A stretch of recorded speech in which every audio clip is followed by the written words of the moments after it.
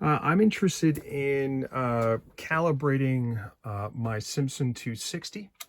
Having played with this as is, it's basically a brand new machine. I bought it secondhand, but I'm very, very lucky.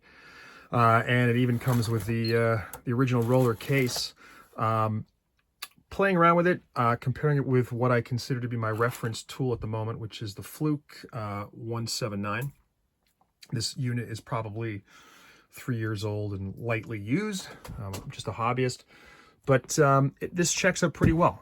Well within, I think, the 1 or 2% of deflection, full-scale deflection specifications.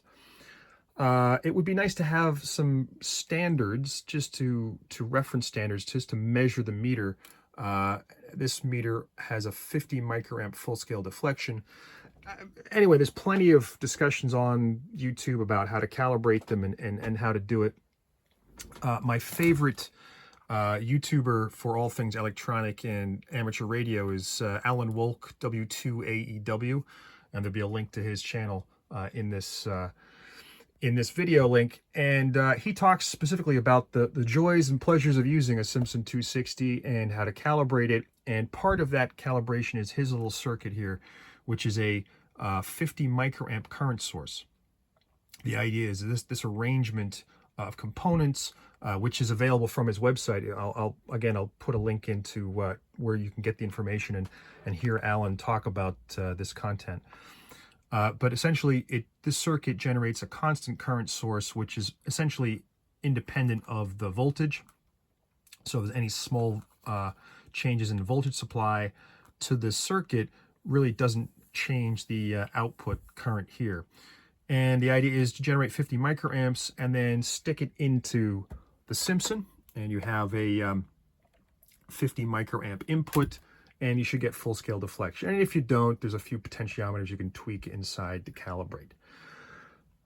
Although, having said that, I'm pretty happy with the values that it's producing. I'm just a hobbyist, so I'm not really looking for metrological standards. But it would be nice to build something, a reference value, and have it in the bench. To do this, I'm just, again, relying on my Fluke, which is my standard reference candle here in my lab. And I'm looking for resistor values and so forth. And I'm just matching my 2N3906 PNP transistors here. You've got a few lined up.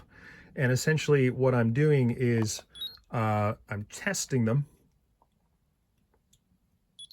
And you can see I'm looking for a matching gain value here, whatever it is, 243. Certainly, there's some variation in the gains of even transistors coming out of the same batch. You can see the different HFE gains here, 282, 296, 335, and so on. I opened another bag and started getting different values out, 257, 54, 52, 53. I picked those 3 transistors as a subset over here, and they seem to be pretty well in line. What's interesting is that when you do try to match transistors, the value can change. So it says 243 now, but when I tested these earlier, it was 254, 252, 253. So it does seem to be, the meter that you're using, the condition of its battery, I don't know, temperature, whatever it might be, can change the measured gains. But provided they're relatively consistent amongst them as a group, then I'd be happy to use them in my circuit for matched values. Again, I'm just a hobbyist. Take a look at Alan's site to see this in action, but I'm going to try to build this, and let's see what it looks like. Now, I guess another observation, when you're building a referenceable standard of some form, and you put it together, how do you know it's working? How do you know that this is going to produce 50 microamps? Unfortunately, my Fluke, as beautiful as it is, and I trust it very much, this model, the 179, doesn't do microamps. I couldn't afford the model that does the microamps. But, of course, if you have a source producing 50 microamps and you pass it through a known resistance value, 20,000 ohms, you should get 1 volt drop across that resistor. And the fluke will measure 1 volt potential difference. So the plan is to build a circuit and then have sort of a test, a known, if you like, resistive load, which I'm going to make from a couple of 10 kilo ohm 1% resistors that I've just checked out, picked them. I've sampled them from a bunch of that I have. These are 8 watt resistors. You know, once upon a time I bought the wrong ones, and I'm stuck with them, but they are accurate. So I've paired these off. This should be 9.99 and 10.01. So you put them in series, you should get 20,000. And by using the fluke as my reference tool for the resistors and for you know, all the other resistors that I have to put together here, and matching the transistors as you saw earlier, hopefully by minimizing the number of tools, I'm minimizing and introducing where I'm introducing error. Ultimately, when you build a reference point, to know that it's accurate is to go back to an earlier reference, an earlier standard in your lab. And the only one I have that I really can say is going to be accurate is my fluke. So all roads lead to the fluke. And so the quality of the measurements from the single source will then be propagated through the circuit and through the components and for the output, and therefore used to calibrate other things. And that's really how, I guess, test and measurement works.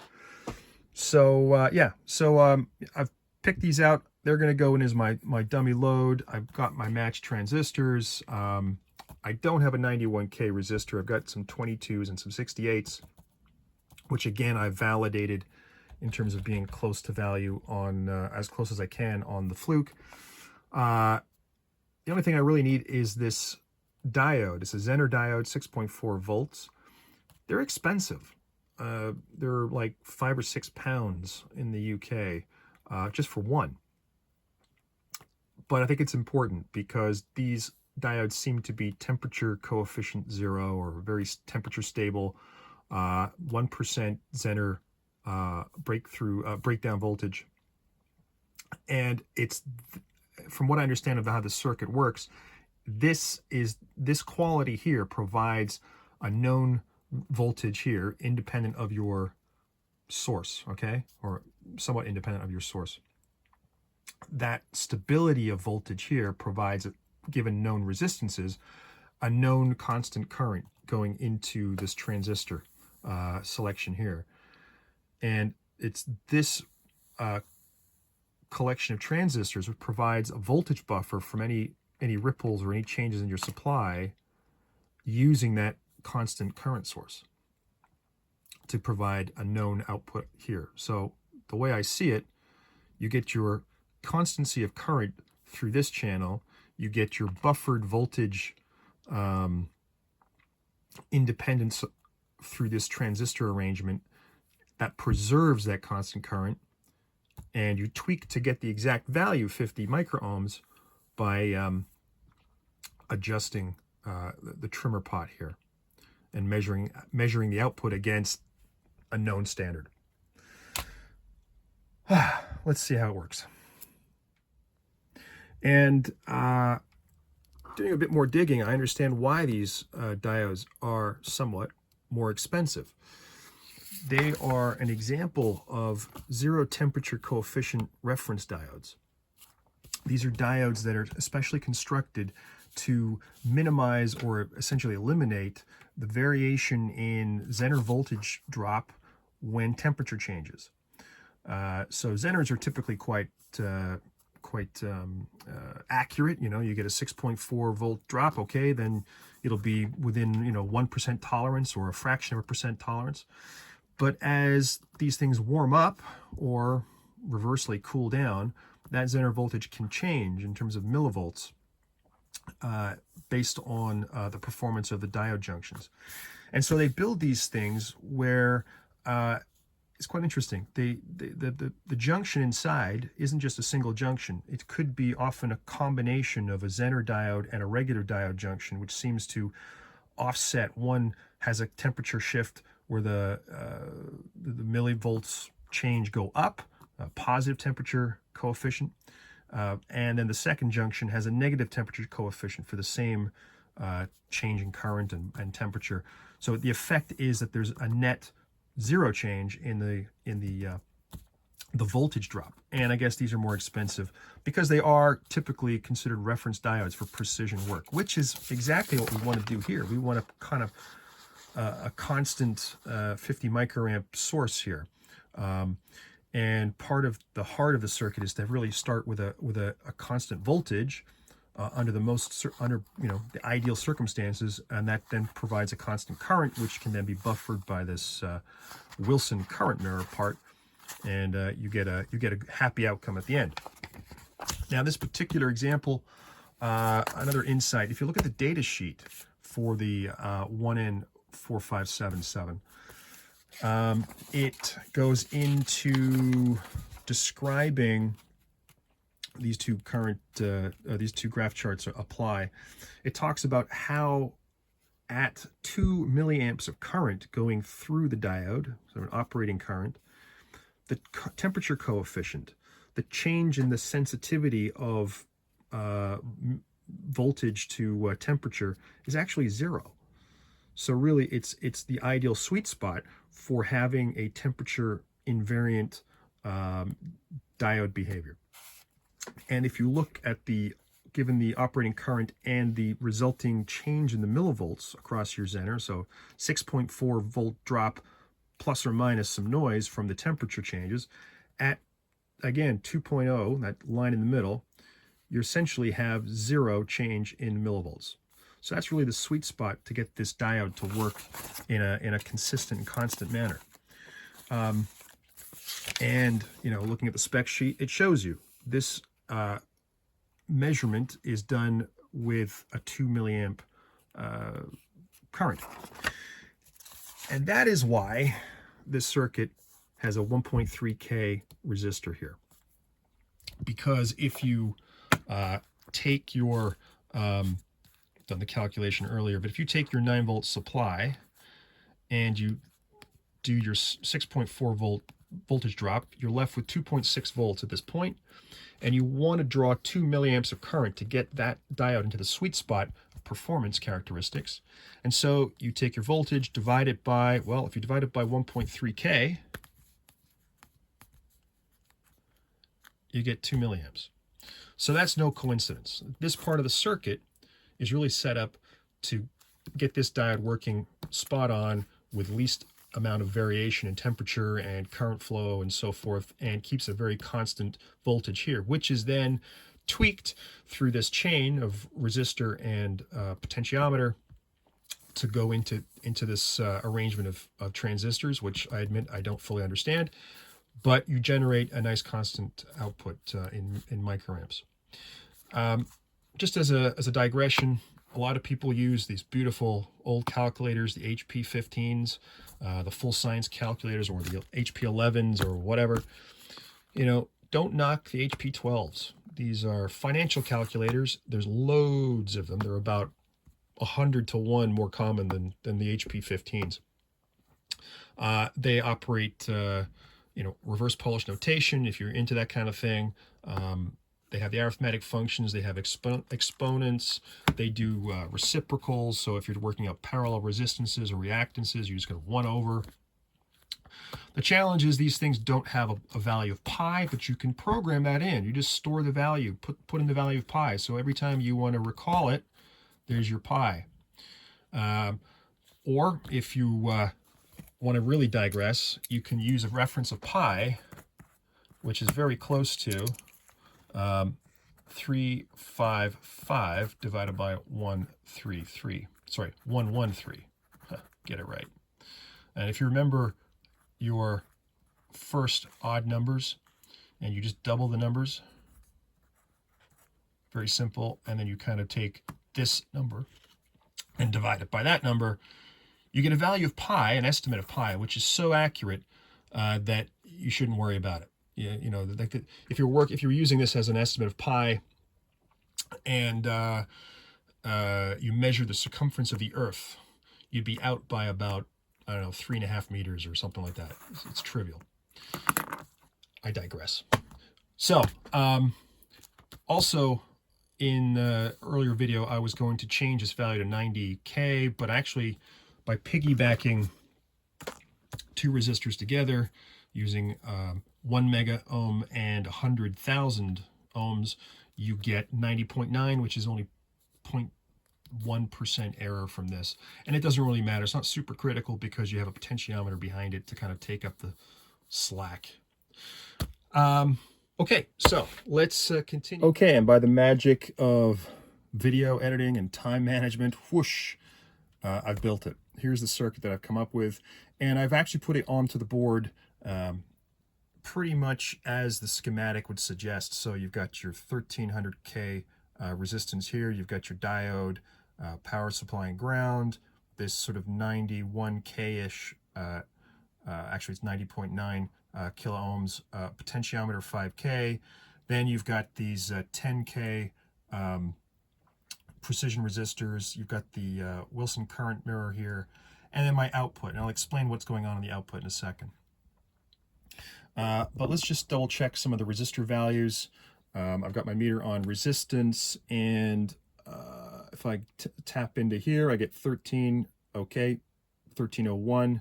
It's actually, if I would just warm it up with my finger, 1 Mississippi, 2 Mississippi, 3 Mississippi, 4 Mississippi, 5 Mississippi, and then remeasure,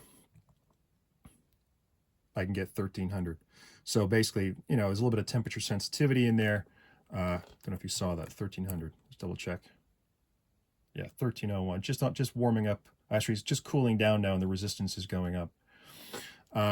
We have the diode. We have the piggybacked resistor here, which I claim is about, if I can get proper contact there, 19.9, 90.9, I should say.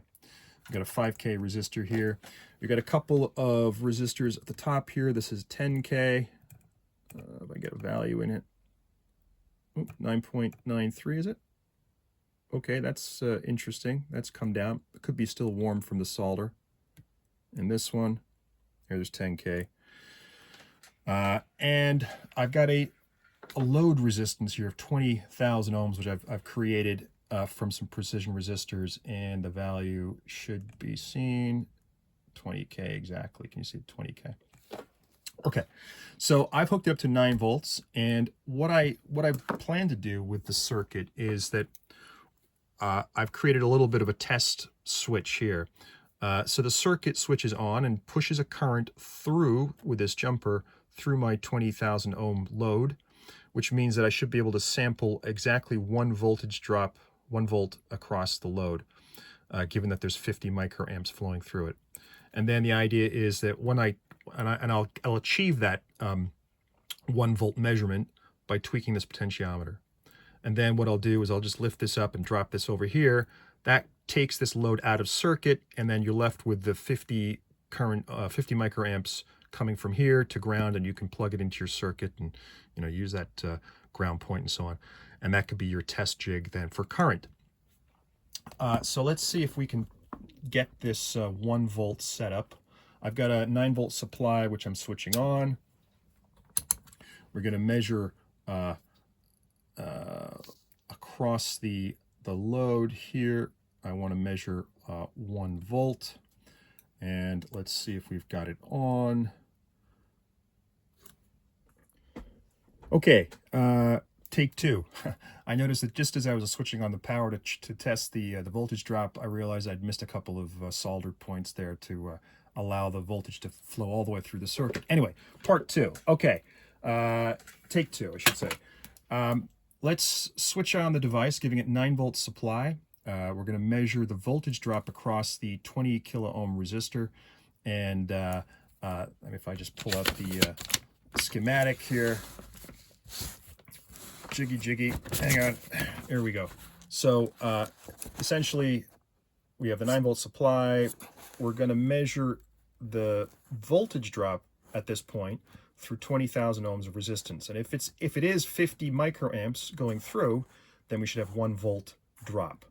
Now that dummy load that I've got it bolted onto the board here, just over here, is actually exactly 20,000 ohms, so we can expect 1 volt. And what we'll do is we'll tweak this potentiometer to get 1 voltage drop, and that should be 50 microamps. So here we go, switching on 9-volt supply, and it's pretty much there actually. Wow. Okay, so let me see if I keep my hand out of the shot here, and if we can tweak this potentiometer, if I get it loaded up. That's going the wrong way. Now this is a high turn potentiometer, like 25 turns or something. And there you go, 1 volt drop. If I turn it a bit more, 999, so let's come back up a bit more. So from there, it's about half a turn. So if I put it, just measuring how many turns, yeah, it's about half a turn for that last digit. So if I put it somewhere in the middle, that is 1 voltage drop across the 20,000 ohm load. So that should be passing 50 microamps through the circuit with 9 volts. Now let's just, on the power supply that I'm using, this is an old LQ100 from Couton, and you may recognize its bigger brother, the twin channel model, which I repaired recently. I'm going to slowly tweak this fine control just a little bit up and down and move the 9 volts up and down and see what the impact is on the voltage here. Okay, so if I do a little tweak, you can see it's moving a little bit, but that's only about 1/1000th of a volt, really. Maybe we should try and do a bit more of an accurate measure of that. Let's see if I can see what the sensitivity is for a change in input voltage versus that 50 microamps from the circuit. Okay, just nominally then, if I had my 1 volt drop across the supply with what is nominally a 9 volt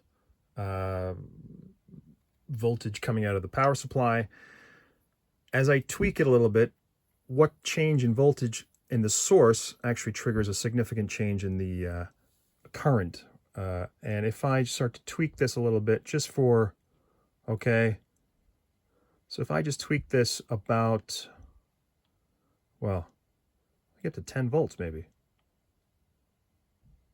Oops, a bit too high. They come off a little bit. So for roughly going from 9 volts to 10 volts, according to the, a meter of some form, okay, this hasn't been calibrated. In fact, we're going to use this to kind of calibrate it.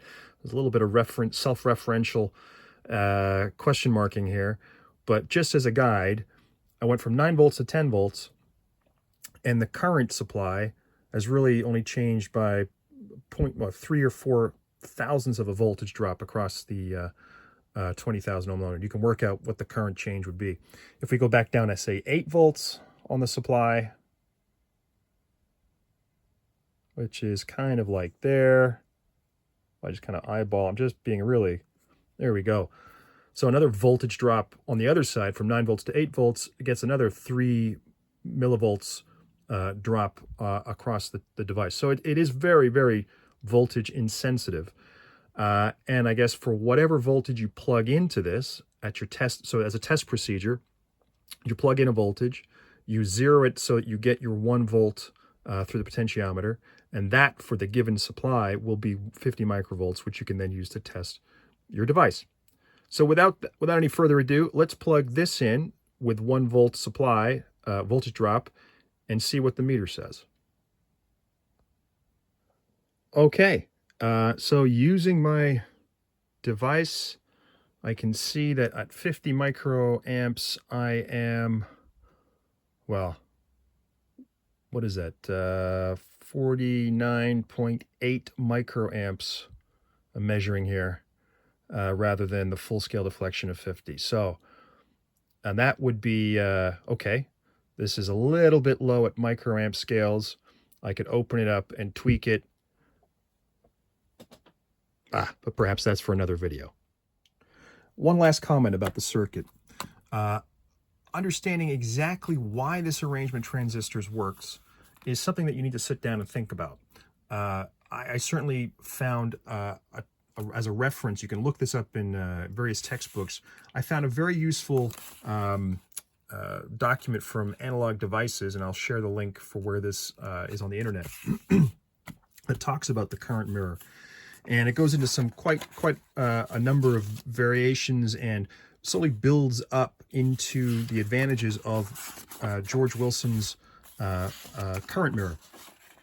And when you get to the reading, it describes the circuit, which is identical to the one that we have, we're looking at here, of course, where this resistor and the voltage and so forth is really this element of resistance down here. Now, what's really, I guess, I'll let you review and digest the algebra, but essentially just by using basic, I guess, Kirchhoff's laws of current and voltage, basically saying that the current going into a point is always the same as the sum of the currents coming out of the points. If you basically use that and a little bit of algebra, and you follow through the steps that the document does describe in quite good detail, you come down to a statement, which is this. And it basically says that the current flowing in the output of the mirror is pretty much the current flowing into that initial resistor network. And it's basically described by this device, which is a fixed resistance and some voltages. And so this output current will be constant and will be consistent with the input current, provided these two things don't change, right? Constancy here will mean constancy here. And that essentially means that, well, okay, if you have good resistance values which don't drift, then the only thing about constancy requires that this voltage is constant, this V1. And this voltage comes from here, the input voltage, which in our circumstances comes from this point here. And so this is the importance of having a constant voltage, irrespective of the slight drift that you might have in your power supply. The Zener voltage of these high tolerance reference voltage values provides a very consistent voltage that goes into the whole circuit. And provided this point is stable, the constant current, the constant part of the current, is achieved as well. Anyway, as ever, thanks for watching, and yeah, what will happen next?